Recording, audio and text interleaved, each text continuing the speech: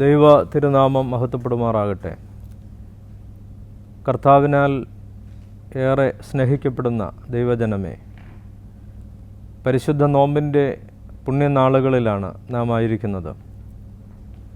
പ്രാർത്ഥനയുടെയും തീവ്രമായ ദൈവിക ചിന്തയുടെയും നാളുകളിൽ ദൈവസന്നിധിയിൽ ഒരുമിച്ച് പ്രാർത്ഥിക്കുവാനും ദൈവികമായ ബന്ധത്തെ പുതുക്കുവാനും ദൈവം സഹായിക്കട്ടെ എന്ന് പ്രാർത്ഥിക്കുന്നു. അപ്പോസ്തല പ്രവൃത്തി 12-ാം അധ്യായം 7-ാം വാക്യത്തിൽ ദൈവത്തിൻ്റെ ദൂതൻ പത്രോസിനോട് കൽപ്പിക്കുന്നു, നീ വേഗം എഴുന്നേൽക്കുക. കാരാഗൃഹത്തിൽ കൈയും കാലും ബന്ധിതനായി ഉറങ്ങുകയായിരുന്ന പത്രോസിനോട് ദൈവത്തിൻ്റെ ദൂതൻ കൽപ്പിച്ച വാക്കുകളാണ്. ഹെരോദ രാജാവ് ക്രിസ്ത്യാനികളെ പീഡിപ്പിച്ചിരുന്ന കാലഘട്ടമാണ്. ധാരാളം ആളുകൾ വധിക്കപ്പെടുകയും പീഡനങ്ങൾക്ക് സഹനങ്ങൾക്ക് ഇടയാവുകയും ചെയ്തിട്ടുണ്ട്. യോഹന്നാൻ്റെ സഹോദരനായ യാക്കോബിനെ വാൾ കൊണ്ട് വെട്ടിക്കൊന്ന സന്ദർഭമാണ്. പത്രോസിനെ പിടിച്ച് തടവിലാക്കി 2 പടയാളികളുടെ മധ്യത്തിൽ ബന്ധിതനായി കിടക്കുകയാണ്. ഈ സമയം സഭ ഒരുമിച്ച് കൂടിയിരുന്ന് പ്രാർത്ഥനയിൽ മുഴുകിയിരിക്കുകയാണ്. പത്രോസിന് വേണ്ടി ക്രിസ്ത്യാനികൾ സഹിക്കുന്ന പീഡകൾക്ക് വേണ്ടി അവർ ഒരുമനപ്പെട്ട് പ്രാർത്ഥിച്ചു.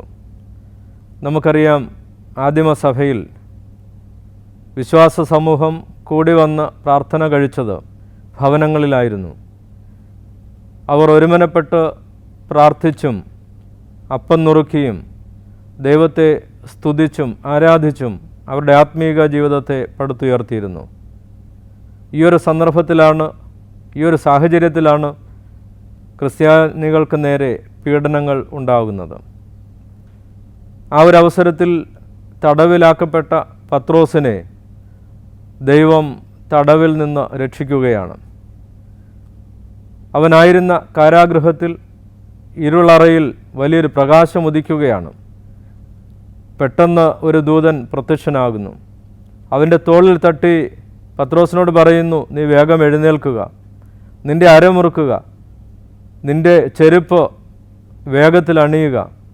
യാത്രയ്ക്ക് വേണ്ടി ഒരുങ്ങുവാൻ അവനോട് കൽപ്പിക്കുകയാണ്.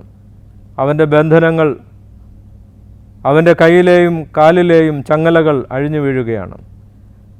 അവൻ സ്വതന്ത്രനാവുകയാണ്. അവൻ വിചാരിക്കുകയാണ് അവനൊരു സ്വപ്നം കണ്ടു എന്ന്. ഇവിടെ സ്വപ്നമല്ല, യാഥാർത്ഥ്യമാണ് നിർവഹിക്കപ്പെടുന്നത്. കാരണം ഒരു സഭ ഒന്നാകെ അവന് വേണ്ടി പ്രാർത്ഥിക്കുകയാണ്. സഭയുടെ പ്രാർത്ഥന ദൈവസന്നിധിയിൽ എത്തിച്ചേരുകയാണ്. ഒരാരാധനാ സമൂഹമായി, ഒരു പ്രാർത്ഥനാക്കൂട്ടമായി, ഒരാത്മീകമായ അനുഭവമായി ദൈവസന്നിധിയിൽ നാം അടുത്തു വരുമ്പോൾ തീർച്ചയായും ആ പ്രാർത്ഥനയ്ക്ക് അർത്ഥമുണ്ട്. ആ പ്രാർത്ഥനയ്ക്ക് തീർച്ചയായും ഉത്തരമുണ്ട് എന്നുള്ളത് ഇവിടെ നമുക്ക് വ്യക്തമാവുകയാണ്. സഭയായും സമൂഹമായും നാം കൂട്ടായ്മയുടെ അനുഭവത്തിലാണ് ജീവിക്കുന്നത്. നാം ആയിരിക്കുന്ന ജീവിത സാഹചര്യങ്ങളിൽ എവിടെയായിരുന്നാലും നമുക്ക് ഒരുമനപ്പെട്ട് ദൈവസന്നിധിയിൽ പ്രാർത്ഥിക്കുവാൻ കഴിയണം. അങ്ങനെയുള്ള പ്രാർത്ഥനയുടെ സ്വരങ്ങളെ സ്വീകരിക്കുന്ന, അതിനെ അവഗണിക്കാതെ ദൈവം കണ്ണു തുറന്ന് തൻ്റെ കാതു കൂർപ്പിച്ച് ദൈവജനത്തെ ശ്രദ്ധിക്കുന്ന ഒരു ദൈവം നമുക്കുണ്ട് എന്നുള്ളത് മറന്നു പോകരുത്. ഈ വിശുദ്ധ നോമ്പും പ്രാർത്ഥനയുടെ, ആരാധനയുടെ അനുഭവമാണ്. ഏറെ ദൈവസന്നിധിയിൽ പ്രാർത്ഥിക്കുവാൻ നാം സമയം കണ്ടെത്തണം. ആരാധനകൾ നമുക്കറിയാം, വലിയ നോമ്പിൻ്റെ ആരാധനകൾ പ്രത്യേകമായി വിശുദ്ധ സഭ ക്രമീകരിച്ചിട്ടുണ്ട്. ഈ പ്രാർത്ഥനകൾ എല്ലാം തന്നെ നമ്മെ ആത്മീകമായി ദൈവസന്നിധിയിൽ ചേർത്ത് നിർത്തുവാൻ തക്കവണ്ണം പര്യാപ്തമാണ്. ഒരു സഭയുടെ പ്രാർത്ഥന, ഒരു സമൂഹത്തിൻ്റെ പ്രാർത്ഥന ദൈവം കേൾക്കും.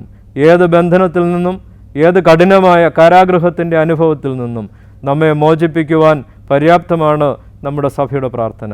അതുകൊണ്ട് ഏത് സഭയായിരുന്നാലും ഏത് സമൂഹമായിരുന്നാലും ഒരുമനപ്പെട്ട് പ്രാർത്ഥിച്ച് ഈ നോമ്പിൻ്റെ പുണ്യം ഉൾക്കൊള്ളുവാൻ ദൈവം സഹായിക്കട്ടെ എന്ന് പ്രാർത്ഥിക്കുന്നു.